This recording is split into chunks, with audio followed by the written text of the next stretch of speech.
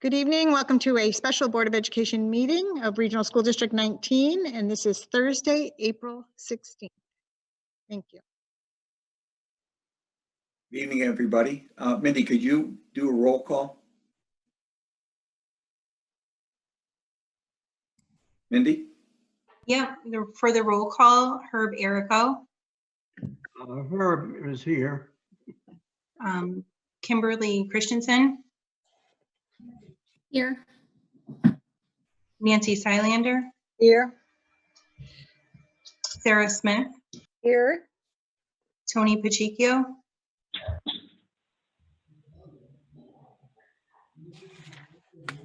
Tony's here. Janice Chamberlain. Here. James Mark. Here. Elizabeth Peasy. Here. Deborah Holgren. Here. Tim Rohr. Here. And Elizabeth McCosh Lilly.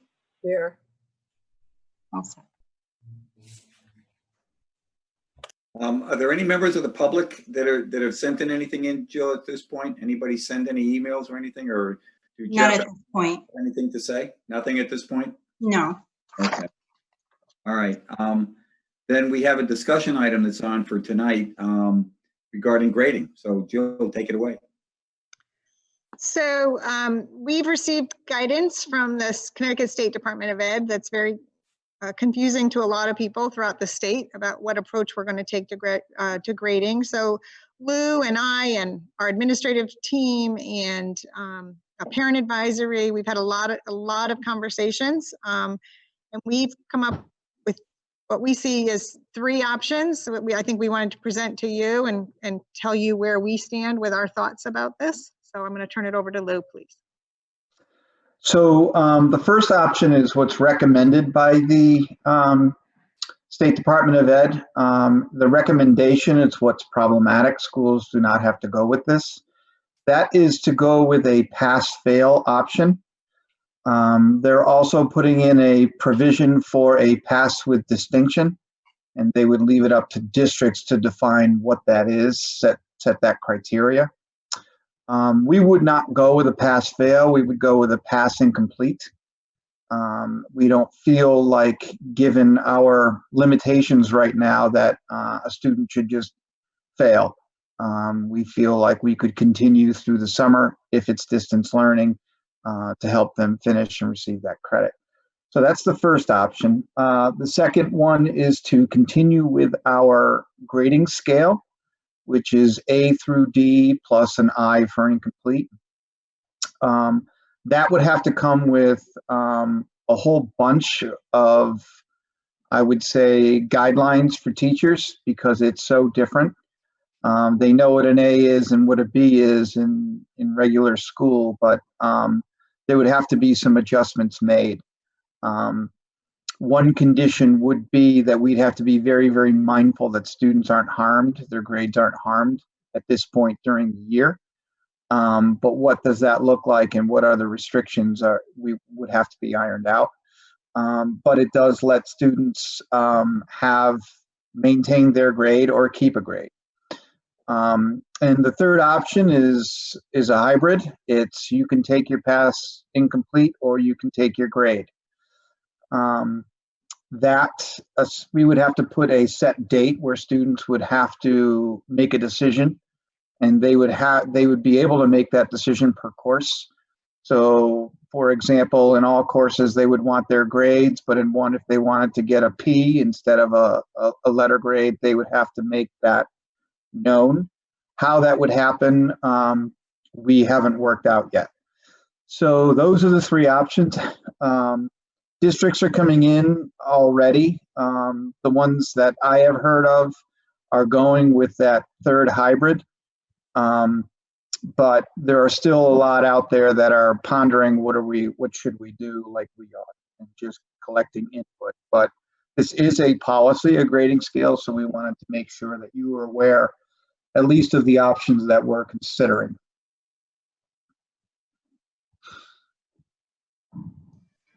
This is Nancy. A question on, go ahead, Nancy.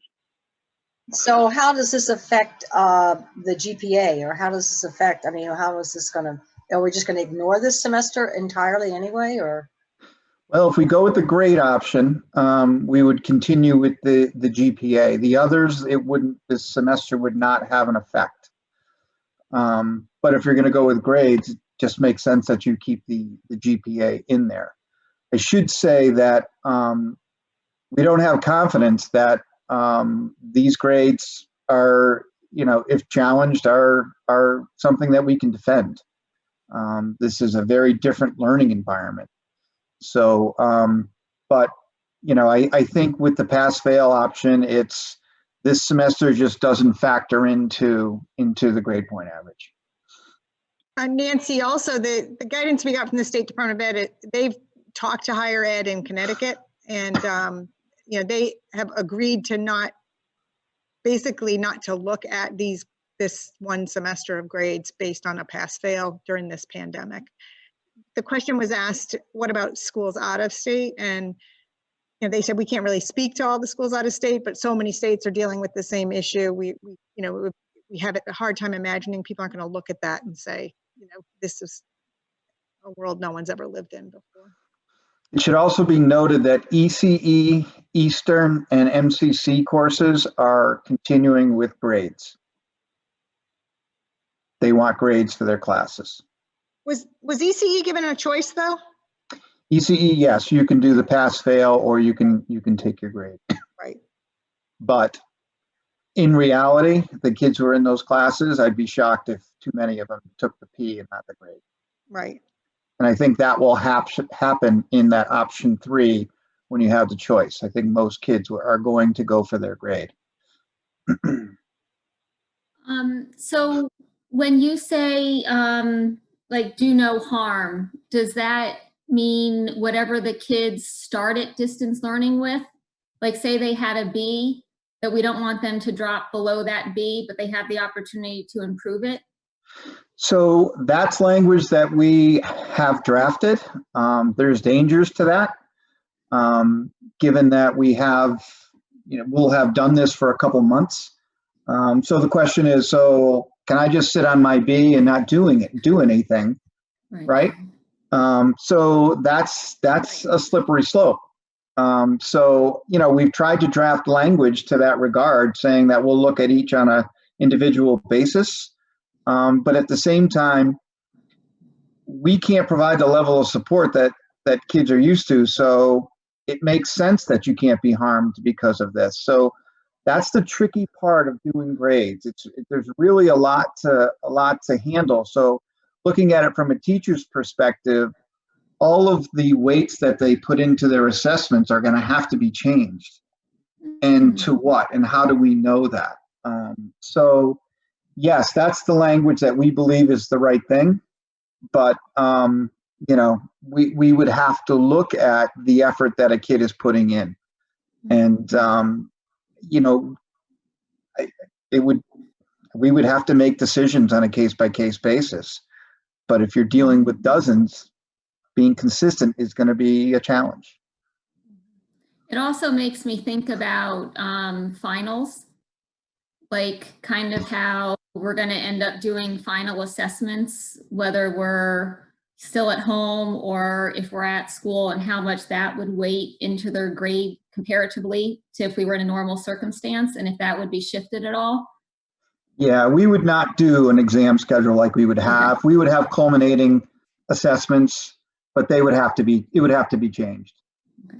Yeah, we have no plan to do exams like we would normally do. There's no way we can do that. Yeah, okay. And that would be in any format we decide. Lou, is this is an interim type of option that you're referring to, isn't it? It has nothing to do with the next generation accounting system or the report card system that we would be implementing down the road. In other words, that other program is kind of on hold, isn't it? Correct. Everything is on hold. This is really this semester that we're talking about. Okay. I think You're Sarah's muted. unmute. unmute yourself, Go Sarah. ahead, Sarah. I just Okay. unmuted you. Okay. Am I unmuted now? Yes, you are. Okay. Under what circumstances could anybody assign a failing grade? I mean, somebody could say, I submitted my work and it got lost. I mean, that's a possibility, isn't it? Yeah, I think it's more, it is extremely difficult to justify a failing grade. Now, there are some students who have not been engaged at all. We've already had those conversations about, look, this is going to happen. We're going to take this class again, or, so, we would have to stick with that. But it's a very good point. It's a very difficult thing to justify, which is why we don't think we should use a fail as an option. We feel that we can use the summer to continue. So I guess that was part of my question too. So say, going along with what Kim had said, if I had a B coming into the semester and now I basically like checked out because I'm the kind of student that needs someone to kind of pay attention to me and, and really, track what I'm doing. A lot of hand holding. So I have my courses, say maybe I passed one, I use the past and incomplete. If I now have 3 incomplete courses or 3 courses that I've been absent for, that would be incomplete. And then I would be one of those students that would be going through the summer. And Yeah, that's an extreme case. I really don't foresee that happening. Yeah. I think what will happen a lot, and this is where teachers will be in a difficult spot, is a student is used to having that daily connection, interaction. I can stop by and see my teacher.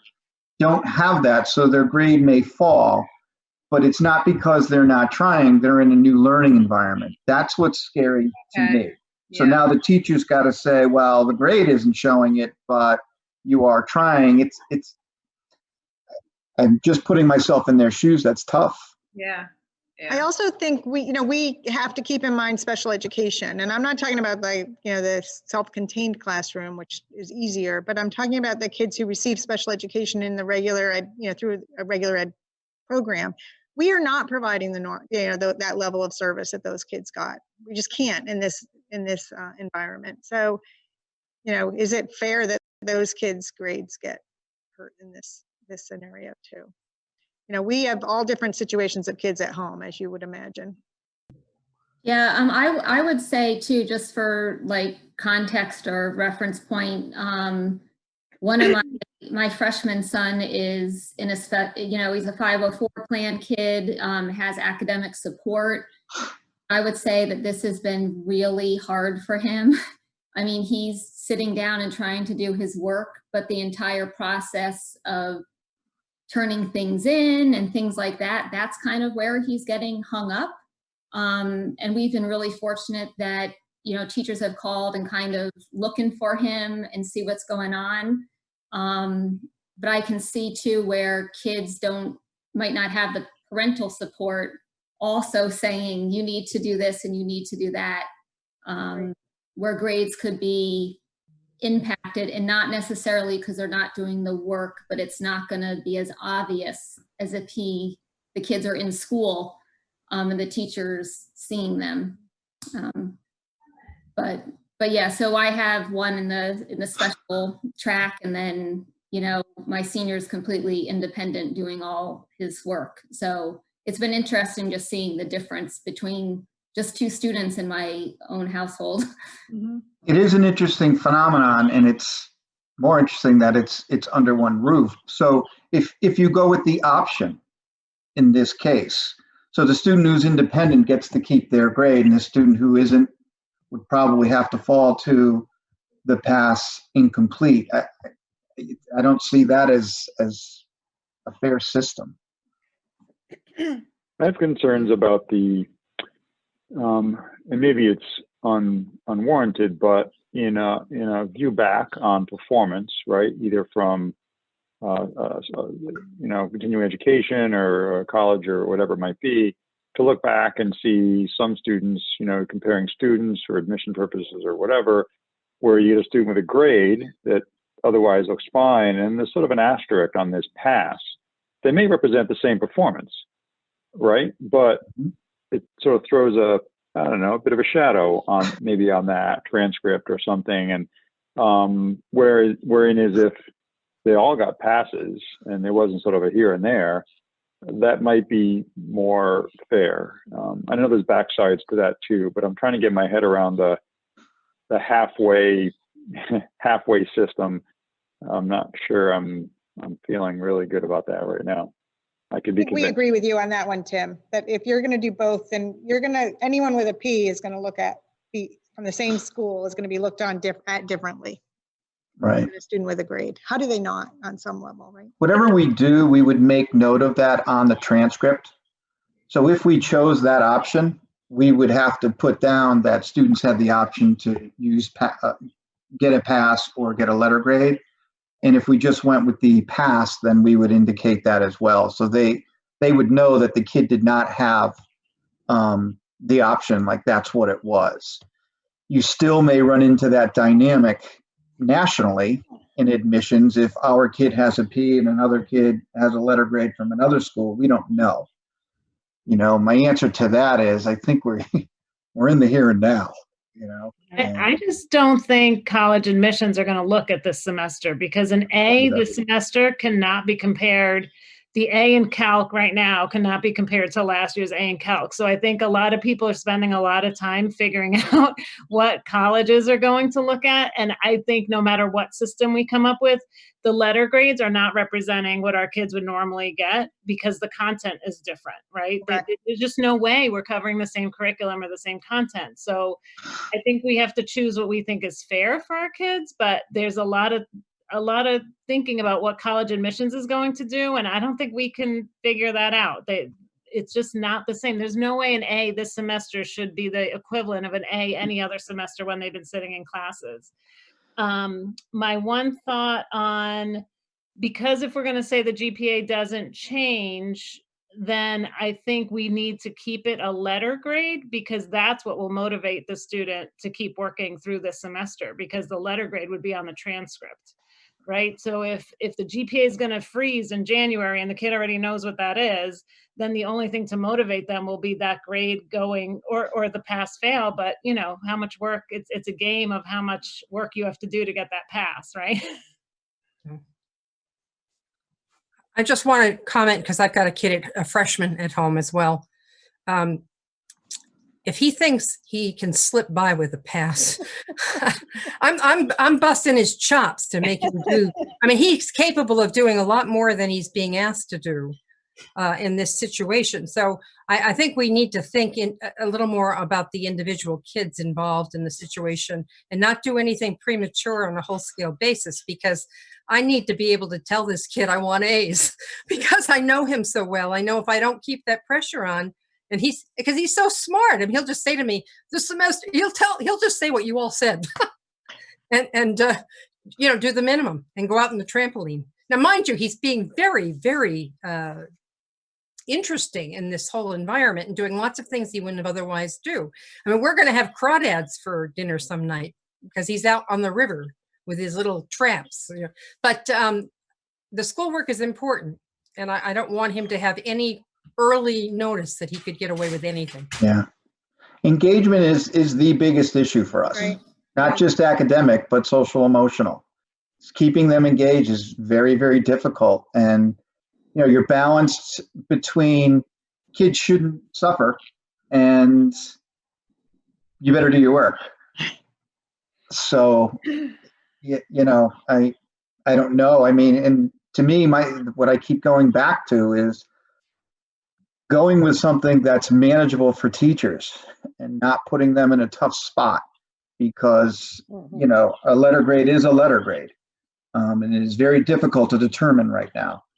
And it will be more so. If we're saying, all right, listen, the grade's got to kind of hang where it is. Okay. But I'm getting half the work that I used to. How do I rectify that? So I understand that. And we still have several weeks to go, and that's the situation we're in. Mhm. So Yeah, it's not just, easy. just a suggestion. I don't know if this is doable, but if there were a monitoring right now, like if you have that one person who says, I've got this all figured out. And I always thought my students were like one step ahead. They knew what went on in faculty meetings. They knew everything.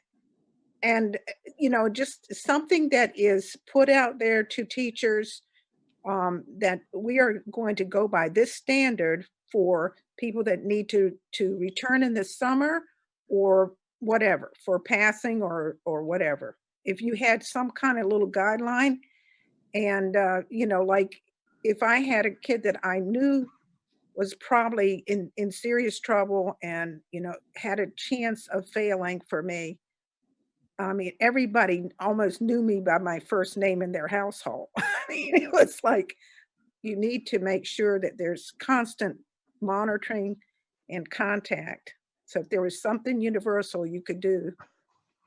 So we have lists of kids going that aren't engaged, that are engaged somewhat, and school counselors are making calls all day long. There's a list for administrators for those kids who are really checked out. Yep. So we are doing all of that.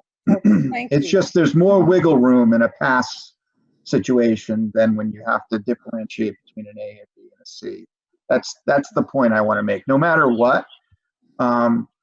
So in Deborah's situation, if this kid stops doing it, someone's getting a phone call. That will happen. Maybe the pass with distinction does something for that kid. And maybe Deborah's now in a situation where she can say, look, I know what this is. This is an 83 and above. I better see those. That's something maybe that parents can grab onto. I don't know. Yeah, I was going to ask you what with the pass with distinction, what kind of a equivalent number or grade was for that. You said a B. Yeah, we put it at a B, so Okay. it's attainable for a lot of kids. And we would also put in, an expectation for work completion too. Mhm. Right. Yeah, you can't get that if you stopped Right. working. Just a quick comment, I've had a little bit of interaction with the staff, and I have to say that the minute that Jake failed to pull something off, I got an email. Good. I mean, I didn't solicit it, I got it, and I followed up and had contact with that teacher. So I can only speak for the one teacher and for Sarah Mish, who's Jake's counselor. I mean, they're clearly on top of it. So I feel very secure in that regard as a parental unit. Yeah. Our concern, like it is with parents who are at home, trying to keep this thing going at home, is sustainability. And I think that's my biggest concern. If we're doing this for 7 more weeks, and creating a system where, you have to stay on top and be consistent, I think is really going to get old. And chances are our list of students who check out is going to grow. And if we painted ourselves in a corner, with a pretty strict grading system, then we own that. And that's partly why we're waiting. Yeah, I agree. Everybody has been phenomenal, but it's going to be hard to keep up this pace. I can share with you what we decided in East Hartford, because we come back from spring break on Monday and it's fourth quarter. So teachers want to know because they're starting to give assignments and what are they going to do? So we're going with A, B, C, D. A is 95, B is 85, like nothing in between. So 95, 85, 75. 2 assignments a week get graded. Each assignment gets 2 grades that are 50-50. One is effort and one is content accuracy. And nothing below a 50. So we're trying to make it easier for the teachers, give kids a chance that, are trying, they're logging in, they're trying, they're working on it. I don't know. I still don't know if that's the right answer. We've spent hours discussing it too, but it's what we've come up with because we have a timeline of Monday. We need to share it with our staff. Yeah, so we're in a semester situation. We don't have the marking period, but yeah, we've thought about that too. Putting that kind of restriction or saying, a certain number of assignments a week and doing that. I don't know, maybe that'll help teachers. We haven't gotten that far. It's still a new thing. It's a new set for teachers to figure out on the fly. It makes me nervous, but yeah, we'll consider that. Thank you.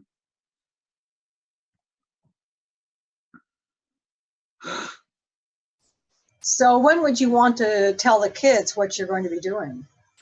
How soon? I mean, wait till the May 20th? No, I think, well, we would definitely like to get more input next week. What we're going to do is take another, what we call a snapshot or a picture of grades, not next week, but the following week, and see what those look like. And maybe that will help inform our decision if there's a lot of fluctuation. But I think Jill and I have talked about it, and we want to be real close to a decision, I think, at the end of next week. But if we have to continue to make sure we come up with the right one, we will. And our message is hand in your assignments, keep checking in with kids, keep doing what we're doing. We don't have to make a decision on Monday because it's not a marking period sort of issue. So what do you want from us for tonight? I think we want you to know what these options are. And I don't know how much you want to weigh in. One thing you could do is say, we trust you, come up with the one that you think is the best thing to do for all kids. Or you could say, no, we want to choose one. So I think you need to decide, how much latitude you want to give us. I think as long as you're consulting with the teachers as well as parents, and you've heard a couple of parents tonight, I'm very comfortable with you all making that decision as far as I'm concerned. Me too. I haven't heard anything from Jeff if he's got any, opinions. I trust your judgment as well. Then somebody should make a motion. Before you do, is there anything you want us to stay away from? Is there anything that you've heard you said, don't do this? Any of the options, or do you want to just leave it open?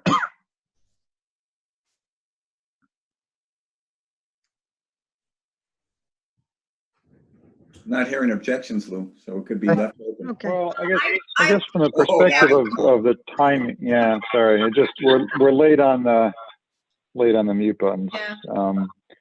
But I would say to the point of timing and informing kids,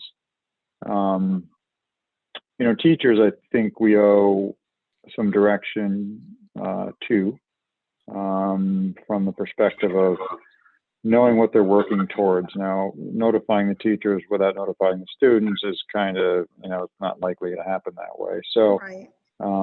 but again, it provides some direction, but I think from the student's perspective, I don't feel like, they should be doing their work as best as they can, as they normally would.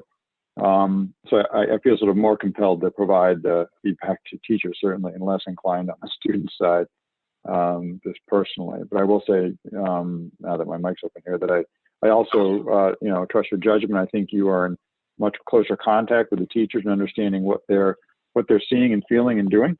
I certainly see a very small sample size as a parent, but certainly would not want to base all my recommendations on two students when you and they are in the midst of a much larger sample. And I just wanted to add, I'm, I guess, the most uncomfortable with just going with a straight grading system, because I think this is very different. And it's a very different learning style for a lot of people, a lot of kids, and for teachers as well. And so whatever guidance we can give teachers, or which I trust that that's why we're talking about this, that's what you're trying to do, And I agree with Kim, you're much closer, you know, I feel like many steps removed from the educational process at this point. So I have to say, I like the past and what's the incomplete and passed with distinction. And so if there's some guidance around that in terms of, you know, kind of giving some parameters similar to what Liz was talking about with, you know, what that grading system might look like if it's translated into those areas. I don't know. That's my feeling. Dennis, hold on just a minute, Sarah. Janice, let me play devil's advocate. What would prevent if the faculty and staff came to the administration came to the conclusion that going with a full grading system was the most appropriate way to handle it right now? What objection would you have to that? I probably wouldn't have an objection because I think that, you know, I want to trust, I'm trusting the administration and I'm trusting the faculty. If that's what they come up with, then I feel like they, you know, I want to go with their guidance. I'm reacting to what we're talking about tonight in this moment and feeling that I know I struggle with this kind of learning style when I have to do all my meetings on Zoom. I misbehave a lot. You know, I'm writing, I'm doing something else, I'm trying to pay attention, and it's not the best way that I learn. So, so I can just imagine what students are going through as well. So. But yes, I would defer to the administration and the teachers, to be perfectly honest, when it comes right down to it. Sarah, were you going to add something? He's muted. Joe, you got to unmute her. Sarah, you're on mute. Oops. You're Am I good, Sarah. I Okay. unmuted you. I just, I assume, Lou, that the teachers and you have been talking together on this. Like, is this kind of what they agree with as well? No, so we've met with an administrator. So we received this direction, I think, late Thursday. So we went on break. So teachers have been on break. So we have an administrative team who we've had a couple meetings and a bunch of emails throughout since that happened. But So our that plan, included all of the department heads from every department, that kind of thing. We've all been engaged in these conversations. but in terms of the faculty, our plan was for next week. I mean, they're on vacation. We just didn't feel like we should bother them now. So Jeff will be getting a call in a couple days. Okay, as long as, you know, it's kind of collaborative, you know, and it's not like, oh snap, what do you want me to do? You know, I think it'll work, you know. And I do appreciate the fact that East Hartford has 2 assignments. Like, if you can quantify reasons for whatever your decision is, and you hope people are smart with their decision making so that they don't make decisions which can come back and, you know, be problematic, you know, that they use really good judgment on that. That's it. That's all I have.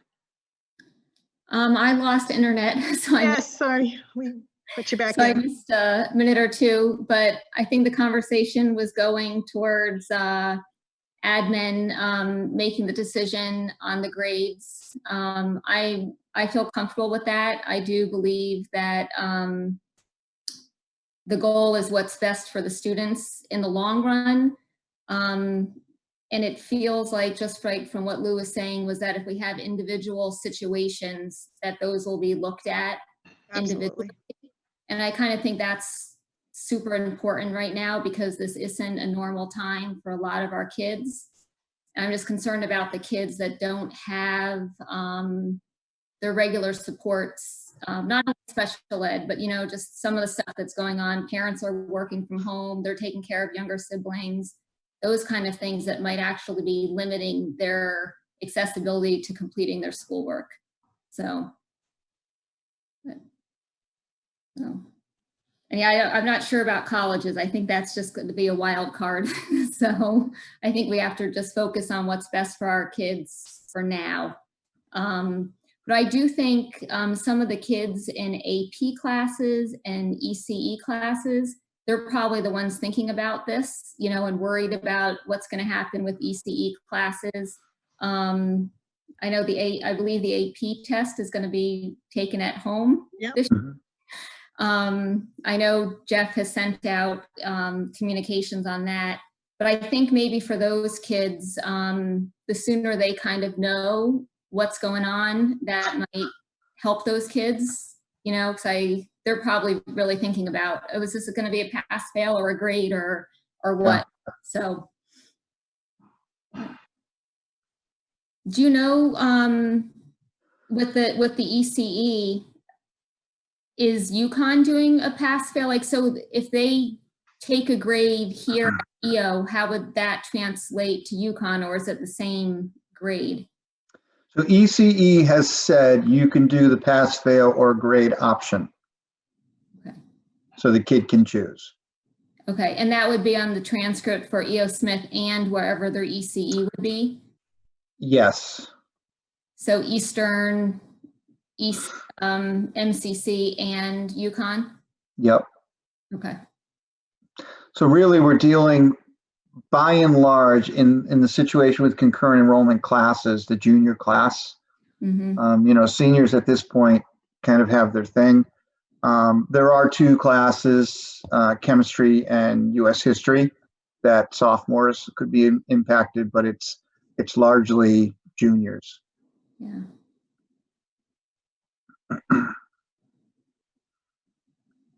Yeah, I think the juniors are probably the most impacted by this when we're discussing grades as far as transcripts. You know, this is kind of that last semester opportunity before they're applying to schools. And then, of course, now the SATs being canceled. So. Right. Well, let me throw this out there. Does somebody want to make a motion, or would you rather defer and maybe we have another special meeting after Lou has met with teachers next week to get feedback? Do we need a motion because the policy's being tweaked for this particular moment, or we just need a motion of support? What are you looking for? It depends on what's decided. I think the motion would come down to either that we pick a particular option or we leave it to the discretion of the administration to select the option after consultation with teachers and staff. Well, I'll make a motion for what you just said. I'll second it. Mindy, did you get what I just said? If you could just repeat the motion and who's I can't. No. I can do it. I move that as a board, we support the administration making the appropriate decisions with regard to end of year grading. Very good. Was that what you seconded, Sarah? Or Nancy? No, I seconded it. Yes, that's what I seconded. Yes. All right. Is there any further discussion on that? Hearing none, I'll put it to a vote. All in favor? Aye. Aye. Are there any opposed? Any abstentions? Okay, that passes. Thank you, everybody. Liz, I like that. Great. Obviously, you've been on Zoom more than we have. Nice, Liz. Nice, nice. So I think that was the only real agenda we had, with the exception of going into executive session. So does somebody want to make that motion and say goodbye to Jeff? I move we go into executive session. Second, please. Second. By Tony. Going. Jeff, I want you to stay in this executive session. Lou and Jeff and